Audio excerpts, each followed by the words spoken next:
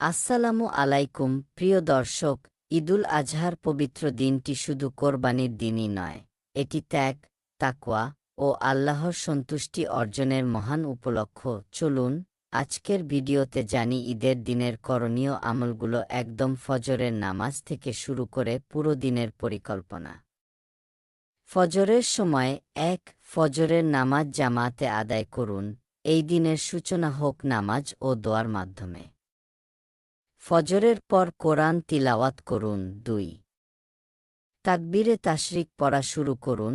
৯ জিলহজ ফজর থেকে ৩ জিলহজ আসর পর্যন্ত প্রতিটি ফরজ নামাজের পর উচ্চস্বরে পড়বেন, আল্লাহু আকবার, আল্লাহু আকবার, লা ইলাহা ইল্লাল্লাহু, আল্লাহু আকবার, আল্লাহু আকবার, ওয়ালিল্লাহিল হামদ।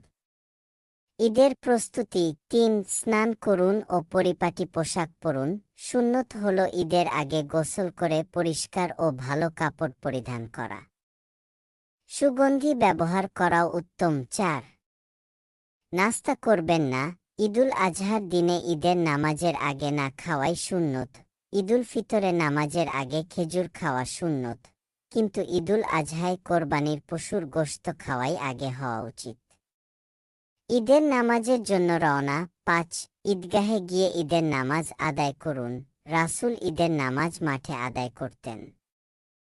নামাজে যাওয়ার সময় নিচের তাকবীর বারবার বলুন, আল্লাহু আকবার, আল্লাহু আকবার, লা ইলাহা ইল্লাল্লাহু, আল্লাহু, আল্লাহু আকবার, ওয়ালিল্লাহিল হামদ। ৬ একটি রাস্তা দিয়ে যান, অন্য রাস্তা দিয়ে ফিরুন।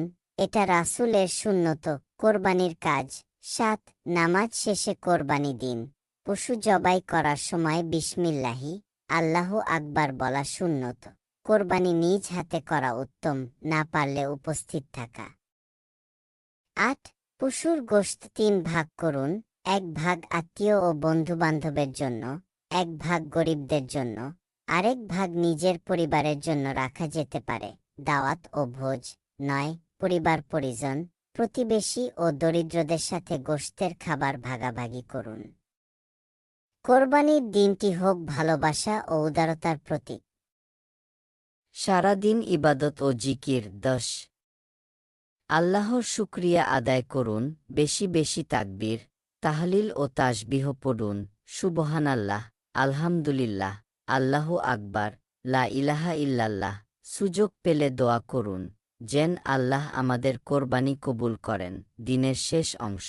১১ আত্মীয়দের খোঁজ নিন।